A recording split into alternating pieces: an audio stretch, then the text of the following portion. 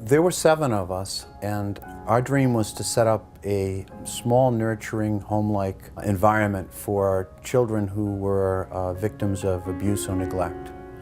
Kids who couldn't live at home because of issues in the family.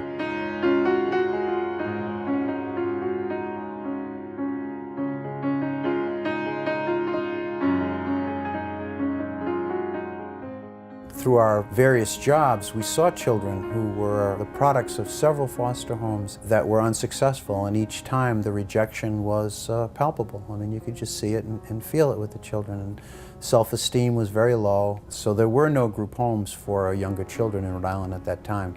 It was either children living in foster homes or children living in large institutions, and we felt like there were a lot of kids that really didn't fit into those categories. Nobody really knew who we were. We had to build an organization, so we needed to put together bylaws for our agency. We had to file for nonprofit status. We had to create a board of directors, and we had to raise a lot of money. First, we needed a piece of property, obviously, for the kids to live. And at that time, a lot of Catholic schools were closing, and the convents were being left unoccupied. And so we went to the Diocese of Providence and met with the bishop's real estate agent. And he had several properties, and so we rented a former convent on the grounds of St. Teresa's Church in Burrowville, actually in the village of Nasonville. And it was just a perfect place for us and for the kids. We had to do some cosmetic work, wallpapering and painting, but structurally it was very sound. It is located on 5.5 acres of wooded land, so it was wonderful for younger kids. The kids were very involved in the group home. They all had chores to do, and it needed to be that way. We didn't have money for a cook or a housekeeper, and so it was like any other family in that respect. It was always funny, it was always humorous when we arrived, when the Tannerhill gang arrived, whether it was at the beach or the grocery store or the movie or wherever, all these different faces. None of them looked like the adults they're accompanied by, and it was always interesting to see the looks on other people's faces, as if to say, who the heck are these kids and where are they from? We had no problem with referrals. We could have started 10 Tannerhills if we had the staff and the money. It was a great experience, and I know for myself it was the most rewarding and the most challenging thing I've ever done.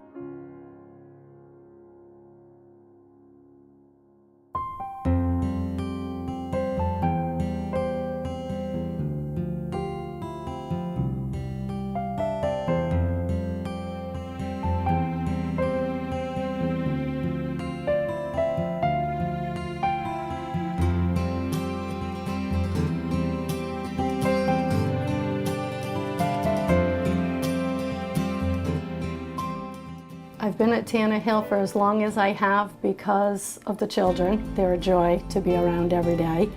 When I first started working here, we only had the 2 houses in Pasco, the girls' house and the boys' house here in Pasco. When I got involved with Tannerhill in probably about '86, they were still not too far from their origins at St. Teresa's, and they had only recently purchased a house next door to me, with which we shared a driveway. At the time, it was still sort of the grassroots, pull it together and keep it simple and it was a relatively new idea of residential programs in a home setting. I can remember seeing a 4.5-year-old boy arrive with a social worker and her getting his little suitcase out of the car and arriving there because his older brother was there. And you see that happen out of the kitchen window. You could tell by the noise levels. If I could hear a lot of kids crying next door, you knew, somebody had either been arriving or they'd been at a home visit and gotten all that trauma stirred up again. Over the years, each of the directors has added another layer of professionalism. And I got on the board when Sister Mary Lozanne was the director, and she was a wonderful leader, had great ideas for making the place look nice so that the kids had a sense of pride where they lived. And there were other people on the board who just had this commitment to making sure that we can provide the professional services and the skills and the level of staff. Sometimes it's not necessarily the money. It's just giving of yourself. That would be just fine. Many of the people, like Mark Brigido, is the owner of the grocery store. I currently sit on the board of directors acting as board chair. Been on the board for about 12 years. And part of our responsibility is to support the executive director's role, Clark Lamboy, who's been doing a phenomenal job. My first area of concentration was to make sure Tannerhill was a clinically sound program at that time. And then Clark brought in a whole array of skills and awarenesses of the professional world of residential programs. My goal was to make Tannerhill a family-centered treatment facility. Keeping them in a home-like setting, but also upping the level of education, background of the staff. I always viewed treatment as a family systemic problem and not a child's problem, so this approach pretty much covered the family unit. I grew up in the East New York section of Brooklyn, New York, and as a child, I grew up as a disadvantaged child, as a deprived child. I grew up in the welfare system in Brooklyn, New York, and it gave me a sense of urgency to support some of those same type of children that I once was. And so after I attended the University of Rhode Island on an athletic scholarship, I got into the field of childcare. And as the executive director today, I'm more involved in developing programs that could support the community and support families right from their home. We purchased this property in April of 1999.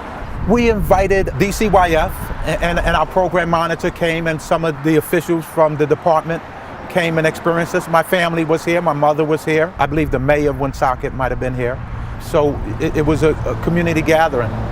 When we added the third house, we also added full-time clinicians. They were part-time and then they went full-time. Then we opened the specialized foster agency.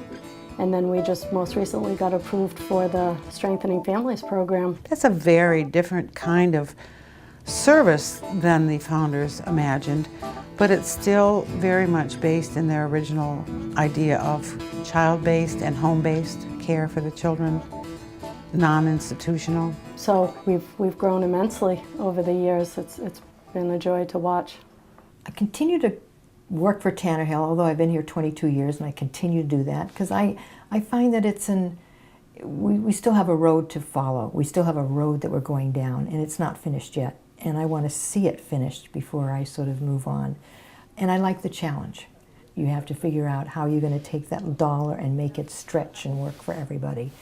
And I find it exciting. You know, it's not a 9-to-5 job. It's a lot more than that. One moment that stands out to me that I'll never ever forget is we had a boy, he was up for adoption and waiting for quite a long time, and a woman came to Tannerhill and we brought him up so he could meet her. And when we told him that she was here because she wanted to adopt him, he said, "Me? She's here for me?"